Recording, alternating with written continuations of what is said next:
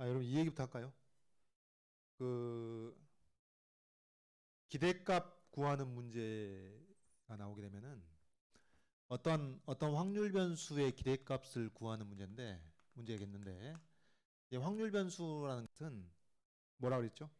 어떤 시행 결과가 하나로 정해지지 않은 것. 그래서 여러 가지가 가능하다는 얘기입니다. 그래서 뭐가 나올지는 우연적인데 그럼에도 불구하고 수학적 분석의 대상이 되는 것은 이 확률 변수가 취하는 값의 후보들은 미리 정해져 있는 거예요. 뭐가 나올지는. 예? 선택지들. 후보는 정해져 있고 그 다음에 그 각각의 가능성들 이것도 미리 알 수 있으니까 수학적 분석의 대상이 된다. 그래서 이걸 꼭 기억합시다. 첫째 후보들, 둘째 가능성. 확률 변수에 대해서는 첫째 후보들, 둘째 가능성. 요거 알면은 다 아는 겁니다. 그래서 후보들이 이런 거죠. 예를 들면은 확률 변수 x가 취하는 값의 후보들이 x1, x2, xn까지 이런 것들이 가능하고 마치 주사위를 던졌을 때 나오는 개수가 1, 2, 3, 4, 5, 6 그런 것처럼 동전 3개를 던지면 앞면이 나온 개수가 0, 1, 2, 3 그런 것처럼 후보들이 이렇게 되는 것이고 그 다음에 그 가까이 가능성들이 P1, P2, Pn이다. 그러면은 기대값을 되고요. 줄줄이 곱해가지고 쫙 더하는 것이다. 그래서 x1, p1, x2, p2 쭉 해서 xn, pn까지 더한 것이 기대값이다. 그 얘기입니다. 그래서 여러분 이게 보통 우리가 확률 통계를 경우의 수, 확률 통계 그러는데 이제 통계 파트에서 문제를 낸다면은 기대값을 낼 가능성이 제일 높긴 하죠. 통계에서는.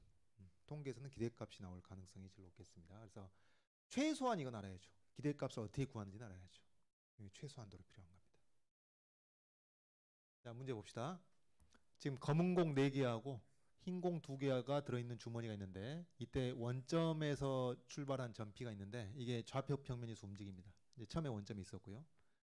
주머니에서 한 개의 공을 꺼낸 후 이 공이 검은 공일 경우에는 P의 좌표가 x, y에서 2x 플러스 2, y로 바뀐다. 그러니까 y좌표는 그대로 있다는 얘기죠. 검은 공을 뽑으면은 y좌표는 그대로 있고 x축 방향으로만 움직인다는 얘기입니다. 그 다음 흰 공일 경우에는 어떻게? x, y에서 x, 3y-3으로. 그러니까 x좌표는 그대로 있고 y좌표가 바뀐다는 얘기죠. 검은 공이면은 x좌표만 바뀌고 흰 공을 뽑으면은 y좌표만 바뀐다는 얘기죠. 흰 공 한번 뽑았을 때, 검은 공 한번 뽑았을 때. 자, 그리고 이렇게 한번 뽑아가지고 공의 색깔에 따라서 이동시킨 다음에 꺼낸 공은 다시 주머니에 넣는다.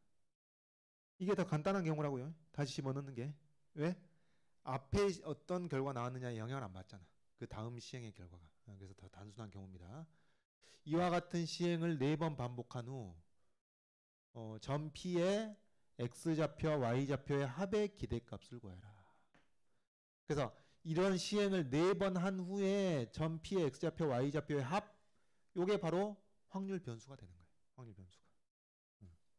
그래서 이제 그 기대값을 구하라고 하는 거니까 4번 했을 때 이 점 P의 X좌표와 Y좌표의 합이 어떤 애들이 가능한지 후보들이 그리고 그 각각의 가능성이 얼마인지 이걸 정리할 수 있으면 기대값을 구하는 것이다. 그래서 여러분 이 생각을 하세요. 기대값 문제가 나오면 첫째 후보들 둘째 가능성 이걸 꼭 기억하시라고. 첫째 후보들 둘째 가능성 어떤 확률 변수가 그 어떤 값들을 가질 수 있는지 후보들 그래서 이렇게 생각하시라고. 저기 예를 들어서 이렇게 생각하시라고. 주사위를 하나 던져가지고 나온 눈의 수를 확률 변수 x라고 했을 때 이 확률 변수 x가 취하는 값의 후보들이 1, 2, 3, 4, 5, 6 중에 어느 하나 아니냐. 이게 후보들입니다. 그리고 그 가까이 가능성들이 다 6분의 1씩 아니냐. 이게 가능성입니다. 요 예에 비추어서 문제를 생각해 보시면 돼요. 기대값 문제가 나오게 되면. 자, 그러면은 이와 같은 시행을 4번 반복했으니까 점 P의 X좌표하고 Y좌표를 결정하는 것은 결국 뭐겠어요? 4번 시행했을 때 4번 중에서 흰 공을 몇 번 뽑았냐 검은 공을 몇 번 뽑았냐에 따라서 이 X좌표 Y좌표 바뀐 게 달라졌을 거 아니에요. 그렇죠? 그래서 결국은 4번을 뽑아가지고 흰 공 몇 번 검은 공 몇 번 뽑았냐 그거니까 자 우리가 이제 나열을 해보자면은 4번 다 4번 다 흰 공을 뽑은 경우도 있을 것이 뽑을 수도 있고 흰 공 3번 뽑고 검은 공 1번 뽑았을 수도 있겠습니다. 물론 지금 순서는 고려하지 않고 있습니다. 순서는 좀 이따 고려하기로 하고. 흰 공 2번 뽑고 검은 공 2번 뽑을 수도 있고요. 흰 공 1번 뽑고 검은 공 3번 뽑을 수도 있고 4번 다 검은 공 뽑을 수도 있습니다. 자, 그래서 X좌표, Y좌표가 바뀌는 것은 이 5가지 중에 어느 하나입니다. 점 P의 위치는 이 5가지 중에 어느 하나예요. 그러면 이제 이럴 때 각각 X좌표하고 Y좌표가 어떻게 바뀌었을지를 따져보면 되겠죠. 먼저 흰 공만 4번 나왔다. 흰 공만 4번 나왔으면 어떻게 돼? 흰 공만 4번 나왔으면 Y좌표만 4번 바뀌는 거예요. 그러니까 X좌표는 한 번도 안 바뀐 거죠. 4번 동안에. 그러니까 원점 0 그대로겠죠. 다음 검은 공이 한 번만 나왔으면 어떻게 돼? X좌표 한 번만 바뀌는 겁니다. X좌표 한 번만 바뀌는 거니까 X좌표가 0에서 2 곱하기 0 플러스 2로 바뀌는 거예요. X좌표 한 번 바뀌는 거니까. 이렇게 생각하는 게 편하겠네. Y좌표는 이렇게 생각하는 게 편하겠죠. 왜? 4번 바뀌어서 어떻게 될지는 한 번 바뀌었을 때 어떻게 되고 2번 바뀌었을 때 어떻게 되고 다 세야 되거든. 다 계산해야 되니까. 그렇죠? 다음 검은 공이 2번 나왔으면은 X좌표가 2번 바뀌겠습니다. 그럼 한 번 바뀌었을 때 2였으니까 그 다음 한 번 더 바뀌면 2번 바뀌면 어떻게 됐어요? 2 곱하기 2 플러스 2가 된다는 얘기죠. 6으로 바뀝니다. X좌표 한 번 더 바뀌면은 12 플러스 2, 14로 바뀝니다. 한 번 더 바뀌면은 28 플러스 2, 30으로 바뀌는 것이죠. 그래서 X좌표만 4번 바뀌었을 때 30,0로 가는 겁니다. 그죠? 그래서 이거는 Y좌표가 한 번도 안 바뀌니까 0인 거고, 그 다음에 여기는 Y좌표가 한 번 바뀌는 겁니다. Y좌표가 한 번 바뀌면 어떻게 돼요? Y가 0이니까 3 곱하기 0 마이너스 3, 마이너스 3으로 가죠. Y좌표가. Y좌표가 2번 바뀌면 마이너스 3에서 마이너스 9 마이너스 3, 마이너스 12로 가고요. Y좌표가 3번 바뀌면은 마이너스 12에서 마이너스 36 마이너스 3, 마이너스 39로 바뀌고요. 또 한 번 바뀌면 마이너스 39에서 이게 얼마인가? 117이죠. 마이너스 117 마이너스 3이니까 마이너스 120으로 가는 겁니다. 이렇게. 이 5가지 중에 어느 하나가 나오는 거예요. 여러분 이게 X좌표가 되는 게 5가지 나오고 Y좌표가 되는 게 5가지 나와가지고 P의 좌표는 25가지? 그거 아니죠. 이게 이제 패키지로 움직이는 거니까. 그래서 X좌표, Y좌표가 이 5가지 중에 어느 하나만 나오는 겁니다. 그러면 X좌표, Y좌표 합도 어떻게 돼? 합도 마이너스 120이든지 마이너스 37이든지 마이너스 6이든지 플러스 11이든지 플러스 30이든지 이 5가지 중에 어느 하나만 나오지 다른 건 나올 수가 없는 거예요. 여기서는. 이게 후보들입니다. 이게 후보들. 이 5가지가 X, 1, 2, 3, 4, 5 5가지 후보들이에요. 주사위를 던졌을 때보다 후보들이 더 작아 사실은. 더 적은 거죠. 더 적어. 이게 6가지였는데 5가지밖에 안 되죠. 이제 그 다음 남은 과제는 뭐예요? 그러면 이제 이거죠. 합이 100이 마이너스 120. 4번 시행한 후 점 P의 X좌표, Y좌표 합이 마이너스 120이 될 확률을 이제 계산해야죠. 그 얘기는 여기서 공을 4번 뽑았을 때 4번 다 흰공이 나왔을 확률입니다. 4번 다 흰공이 나올 확률은 어떻게 됐어요? 한 번 뽑았을 때 흰공이 나올 확률은 3분의 1입니다. 그렇죠?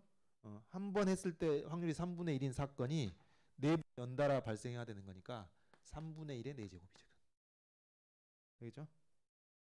그 다음 X좌표, Y좌표 합이 마이너스 37이 될 확률을 구한다는 것은 공을 4번 뽑았을 때 3번은 흰공, 1번은 검은공이 나올 확률을 뽑는 겁니다. 그러면 확률이 3분의 1인 사건이 3번 발생해야 되고 한 번 했을 때 확률이 3분의 2인 사건이 한 번 발생해야 되고 근데 이걸로 끝나는 게 아니라 이거 순서 배열 방법이 있죠. 몇 가지? 4가지. 뭐 혹은 4C1 그래서 4를 곱한 것이 되겠습니다. 그 다음 2번 나올 확률은 3분의 1 2번, 3분의 2 2번 곱해주고 4C2가 곱해지는 거니까 6이 되겠죠. 6을 곱한 것이 되겠습니다. 뭐 4C2라고 써도 되고요. 그 다음 이것은 3분의 1인 사건이 한 번 발생하고 3분의 2인 사건이 3번 발생하고 배열 방법 4가지 4C3. 그 다음 검은 공이 4번 나올 확률은 확률이 3분의 2인 사건이 3분의 2인 사건이 연달아 4번 발생해야 되니까 이게 되는 것이죠. 자, 그래서 이 문제에 대해서는 이게 뭐예요?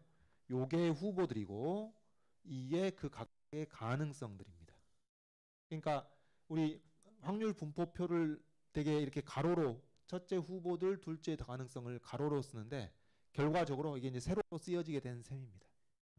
뭐 다시 정리할 필요 없어요. 여러분 다 맞을 때 다시 정리할 필요 없고, 그래서 이 기대값, 이제 기대값 식을 쓰자면은 합의 기대값은 어떻게 돼요? 합의 기대값은 마이너스 120이 될 확률이 3분의 1의 4제곱. 이거 쓰기 귀찮으니까 이렇게 하겠습니다. 여러분 계산이 생각보다 뭐 오래 걸리지 않아요. 왜냐면 분모가 다 3의 4제곱으로 똑같으니까.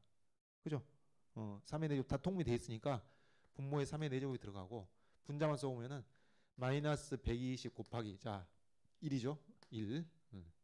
분자가 1이고, 그 다음에 마이너스 37 곱하기, 분모는 이미 처리했고 4 하나 2 하나 곱하기 8. 그 다음에 마이너스 6 곱하기, 여기 마이너스 6 곱하기 6 하나 6 4 24. 그 다음에 플러스 11 곱하기 얼마인가요? 2에 3승하고 4니까 8 4 32. 그 다음에 플러스 30하고 2의 4승이니까 16 이게 되겠습니다. 이렇게 계산해 볼까요? 이거 한 30초도 안 걸려.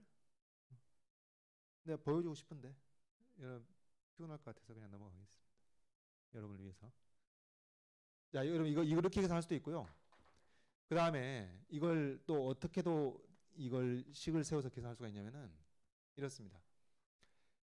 저기 이렇게 우리가 합이라는 게 x좌표 y좌표 합인데 이렇게 생각할 수도 있죠.